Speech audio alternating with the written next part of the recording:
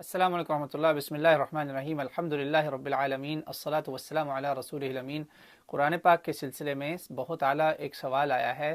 فاتحہ کا ہمارا بیانیہ تھا، اس کے بعد آمین کے اوپر ایک سوال آیا، تحریری سوال تھا، تو میں اس کو پڑھ دیتا ہوں۔ اس میں سائل کہتے ہیں کہ آپ نے کہا مطلب میں نے کہا کہ اگر میری آپ کی یعنی میری آپ کی اور امام کی اور فرشتوں کی آمین میچ کر گئی۔ اصل میں ہوتا یہ کہ جب ولدالین کے بعد آمین کہا جاتا ہے نا، آپ صدقے دل سے آمین بولتے ہیں یا امام بولتا ہے اور آپ اس کے ساتھ بولتے ہیں، اونچی یا آہستہ ہے، دیٹ ڈزنٹ میٹر، یاد رکھیے گا۔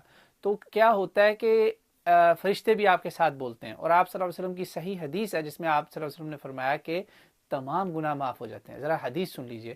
آپ صلی اللہ علیہ وسلم نے فرمایا، بخاری اور مسلم کی یہ حدیث ہے 6042 780، اور صحیح مسلم کے اندر بھی یہ موجود ہے، متفق علیہ حدیث ہے۔ آپ نے فرمایا اذا امن القارئ فامنوا، قاری پڑھنے والا جب آمین کہے تم بھی آمین کہو۔ فان الملائکۃ، آگے آپ نے فرمایا فان الملائکۃ تؤمن، پھر ملائکہ بھی آمین بولتے ہیں۔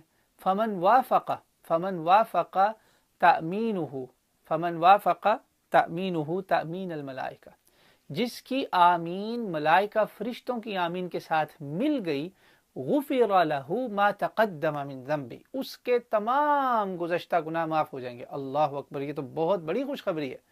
تو سائل بالکل صحیح سوال پوچھا کہ سوال ہے کہ یہ آمین میچ کیسے ہو، اس کا مطلب کیا ہے؟ تو اس کا مطلب یہ ہے کہ دیکھیں، اس کا مطلب یہ لیٹرلی نہیں ہے کہ سارے لازمی اونچی آمین بولیں۔ اس حدیث کے ساتھ بھی لوگوں نے کیا کیا کہ وہ جھگڑے میں پڑ گئے، اس سے بنیاد بنائی۔ کچھ لوگوں نے کہا نہیں، لازمی اونچی پڑھو گے تو گناہ معاف ہوں گے۔ اس میں نہ اونچی پڑھنے کی بات ہے نہ آہستہ پڑھنے کی بات ہے۔ اس جھگڑے کو سب لوگ چھوڑ دیں، کیونکہ امت میں شروع دن سے ایسے لوگ ہیں، ائمہ مجتہدین اور فقہاء کے زمانے سے، جو کچھ اونچا پڑھتے ہیں کچھ آہستہ پڑھتے ہیں۔ یاد رکھیں، پوری امت مسلمہ اس کو مانتی ہے کہ اللہ کے نبی کی علیہ الصلوۃ والسلام کی صحیح سنت ہے، کنفرم سنت ہے۔ کوئی کہتا ہے اس کو ضروری ہے، کوئی کہتا ہے اتنی ضروری نہیں ہے، بہرحال سنت ہے۔ آپ نے اس سنت پہ جو عمل کرنا ہے نا، جس میں اگر آپ کی میری میچنگ ہو گئی، سنکرونائزیشن جسے کہتے ہیں، کوانسائڈ، وہ ایسے ہوتی ہے کہ جب امام بولتا ہے نا، آپ بھی اس کے ساتھ بول دیں، اونچا بولیں یا آہستہ بولیں، یہ آپ کی مرضی ہے۔ میں کسی سیکٹیرین ایشو کو ٹچ نہیں کروں گا، اور ضرورت بھی نہیں ہے، وہ لا یعنی باتیں۔ تو آپ نے امام کے ساتھ پڑھنی ہے، نہ اس کے پہلے نہ اس کے بعد۔ یہ تو ہو گیا ظاہری عمل۔ اب اس کے پیچھے ایک باطن بھی ہے۔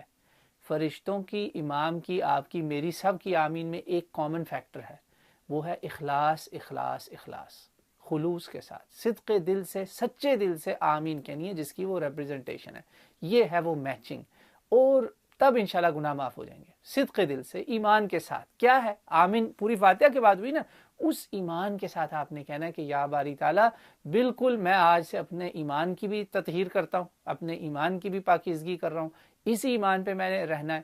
میں نے تیری تمام صفات و خصوصیات کو مان لیا ہے، صرف تیرے آگے ہی جھکنا ہے، تیرے سے ہی صرف عبادت میں اور عبادت کے باہر صرف تیرے سے ہی میں نے جو ہے نا وہ دعا کرنی ہے، تیرے سے ہی مدد طلب کرنی ہے، اصل تو ہی مسبب الاسباب ہے، مجھے اب سیدھا راستہ دکھا دے، میں نے سارے غلط راستے چھوڑ دیے۔ اہدنا الصراط المستقیم کا مطلب یہی ہے نا کہ اب آپ نے برے راستے چھوڑ دیے۔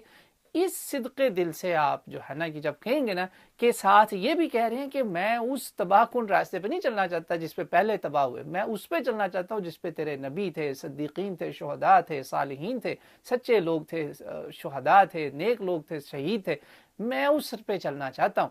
اب آپ نے کہا نا آمین، یہ قبول ہو یا باری تعالیٰ، اس ایمان کے ساتھ بولا، رسمن آمین نہیں بولنا۔ رسمی آمین چاہے آپ اونچی بولیں، چاہے آپ لاؤڈ سپیکروں پر بولیں، چاہے آپ دل میں بولیں، کوئی فرق نہیں پڑتا، بلکہ منہ پہ شاید مار دیا جائے، نعوذ باللہ، لعنتوں کے آمین نہ بن جائے۔ تو سچے دل سے آمین کہیں گے نا تو تمام گناہ معاف ہو جائیں گے۔ اتنی بڑی خوشخبری کا کیا صرف ظاہری مطلب تو نہیں نا کہ میں کوئی کیلکولیٹر یا ٹائمر لگا کے بیٹھا ہوں، یا کوئی یہ منتر ہے۔ ہم مسلمان کوئی منتر جنتر پہ تھوڑی بلیو کرتے ہیں کہ ہم نے کوئی جادو کی چھڑی نکالی، آمین گناہ معاف، استغفر اللہ، یہ نہیں ہونا۔ اس میں پورا فاتحہ کو آپ نے سامنے رکھیں، بالکل جیسے میرے ہاتھ میں ایک نوٹ کارڈ ہے نا، اس پہ آپ کا سوال لکھا ہوا اور میں نے وہ حدیث کے کچھ الفاظ لکھ لیے تھے۔ یہ یاد رکھیں، فاتحہ میرا آپ کا ایک فلیش کارڈ ہے۔ آپ کو یاد رہنا چاہیے کہ آپ کون ہیں، آپ نے کس کو ماننا ہے، کیسے ماننا ہے، किस रास्ते पे चलना है। ज़िंदगी का आपके सामने ना एक वो बना हुआ है, एक छोटा सा फ्लैश कार्ड है कि इस रास्ते पे चलोगे, ये है तुम्हारा सैंपल।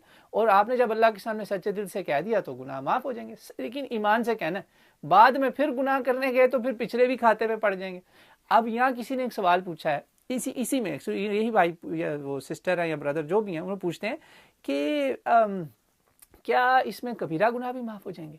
बहुत अच्छा सवाल है। आप याद रखिए, इस तरह की जितनी भी खुशखबरियाँ और बशारतें मिलती हैं ना, उसमें शर्त होती है इदा मजतुनिबतिल कबायर, कि तुम कबायर से बचना। और दूसरी शर्त होती है, यानी कबीरा गुनाह, बड़े बड़े गुनाह, ज़िना, शराब, चोरी, डाका, कत्ल गारत, ये सब चीज़ें ना।